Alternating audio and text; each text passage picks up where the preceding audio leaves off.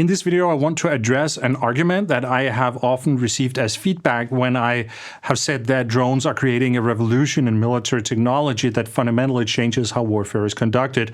I've also pointed out that Western countries are lagging behind in this area, and Russia and Ukraine are much further ahead. They not only have access to the technology, but they also have valuable experience in using it.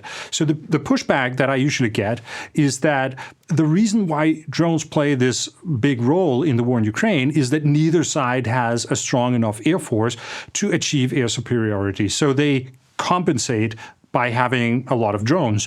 But the argument here is that things would be different if there is a war between NATO and Russia, because NATO has a much stronger air force than Ukraine does and would be able to achieve air superiority. So NATO would not need drones to the same extent. In this video, I want to cover this question and explain why I think it's dangerous to assume that things will necessarily be different for us just because we have stronger air forces. So let's talk about it. The argument that I and others have made is that drone technology changes the balance between offensive action and defensive action in war in a way that favors the defender. So this means that it's much more difficult to conduct offensive operations because the battlefield has become transparent. There are just drones constantly hovering everywhere, and whenever anything is observed, it gets attacked immediately. Instead of maneuver warfare on the battlefield, which is sort of the doctrinal paradigm that we're coming from, we are then more likely to see a situation where what's happening on the front lines in Ukraine is going to repeat itself, so that there is a very static battlefield that resembles sort of World War I style war of attrition. When I make this argument, I often get the response that things would be different between NATO and Russia because NATO has a much stronger air force and could use that to gain air superiority along the front line. So therefore, the argument is we should be careful about applying the experiences from Ukraine to a NATO context. And it's true, traditionally, Western doctrine has relied heavily on air power. Basically, we can say that the Russian approach has traditionally focused more on artillery to deliver firepower, whereas Western countries in NATO have leaned on air power to achieve the same results. And it's also true that if we just look at the numbers, then Western countries have much bigger air forces than Russia. Even without counting the United States, European countries still have, on paper, many more aircraft than Russia and therefore have many advantages in the air war. I do think, though, that it's dangerous to assume that just because European countries have these aircraft that we can avoid the attritional style of war that Ukraine is dealing with now. It's risky to believe that we can beat Russia without taking heavy casualties or ending up in the kind of static situation that drones tend to create. And I'm going to mention a couple of reasons for that.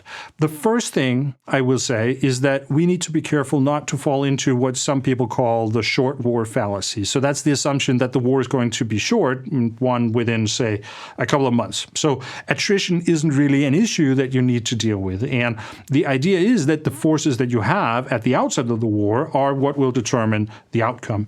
This is, unfortunately, how long wars tend to begin, that politicians think that it's going to be a short war, and then it turns out that things are more complicated than that, and suddenly you're stuck in a long, grinding war instead. And even if the European countries were able to establish some kind of air dominance in the early stages of a war, I think it's really important to ask ourselves, how are we going to sustain that in the long run? Like, what aircraft are we going to use for this? Not on day 10, but on day 100, or after 6 months, or after 3 years. Because if we're only able to establish air superiority along the front line for a limited number of weeks, then what are we going to do if Russia can continue for longer than that, right? Russia is pretty good at handling losses and still managing to keep pushing forward. So we absolutely need to assume that Russia will manage to shoot down some of our aircraft. We also have to expect that some planes will need to be taken out of service for other reasons like maintenance, things like that. And on top of that, in the West, we have a major problem that we don't have large enough stockpiles of munitions. And it's not enough to just have the aircraft if we only have munitions for a few weeks or months.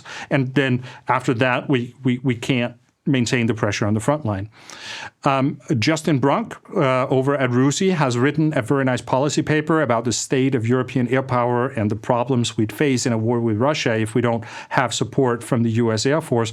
I'm going to link to that in the video description if you want to read it, but he has a long list of shortcomings that the European countries will need to address. So that is my first problem with the assumption that just because we have more air power in Western Europe, a war between us and Russia would look very different from the one that Ukraine is fighting right now. I think it's an argument that is essentially based on the short war fallacy. And if things don't magically work out in a way where we will win the war within a matter of weeks, then we're going to be in deep trouble. The second reason I don't think that having larger air forces will solve the problem of drones is that it misses the perspective of what these aircraft and drones actually do. Because to a large extent, they actually do the same thing. When you have fighter aircraft engaged in the task of supporting forces that are fighting on the ground, then that's called close air support. It's one of the tasks that air forces can perform. But if you look at what the drones are doing, I think that could also accurately be described as close air support. To a large extent, they're doing exactly the same things that fighter jets would be doing if they were circling the skies over the battlefield. The fighter jets, of course, they carry bigger bombs than most of the drones that are currently in use, but we're actually moving in that direction. We're increasingly seeing larger drones being used also on the front line. For example, we've recently seen the Russians start using Shahed drones more on the front line, and these drones are equipped with sensors that are needed to break through the electronic warfare defenses, and they have visual guidance systems and communication links back to the operator. So we already have drones on the front line that can carry a very large payload. So I would make the argument that what we're seeing in Ukraine isn't a lack of air power on the front line, but rather it's that both sides have amazing air power on the front line. We're seeing coverage of the sky with units providing close air support to an extent that's never been seen in warfare before. So it's being carried out by drones instead of traditional sort of manned aircraft, but the effect on the ground is largely the same. Are drones then as good as fighter jets? No.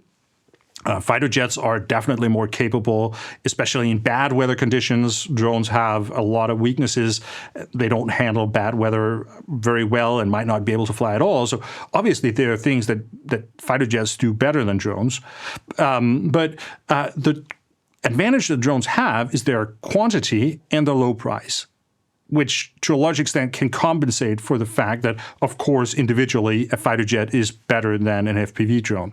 And so you can have so many of them that you can cover the entire front line most of the time. You can even have enough drones to use them as close air support assets that are hunting down individual enemy soldiers. And you just can't have that many fighter jets, right? So advantages and disadvantages. So that is the second reason why I don't think that having more fighter jets is going to solve the problem that European countries face with drones changing the dynamic in the land war. If the essential problem is that Russia has access to almost unlimited close air support through their drones, then us adding close air support fighter jets on top of that isn't really going to change all that much. I don't see how we would be able to break down their drone capabilities just by circling with fighter jets above the battlefield, because the Russian drone operators, they're already used to working in areas with contested airspaces where they are constantly being threatened by the enemy's close air support units. So these are my two arguments for saying that even though we in the West have much stronger air forces than Ukraine does, we still need to take the drone threat seriously. First, I don't think that the Western European countries would be able to sustain an air campaign against Russia beyond the initial phases of the war. And second, I think that even if we manage to gain some level of air superiority along the front line, it doesn't necessarily change the fundamental challenges that drones present, right? Russia would still be able to operate its drones even with our fighter jets flying overhead. So they could also continue providing close air support, which would likely lead to the same kind of static situation that we're currently seeing in Ukraine. So I think it's really important that we take the drone revolution seriously and that we start learning from Ukraine's experiences. Okay, I will end it here. If you found the video helpful or informative, then please give it a like, and also remember to subscribe to the channel and click the bell icon so you will get notified when I upload new videos.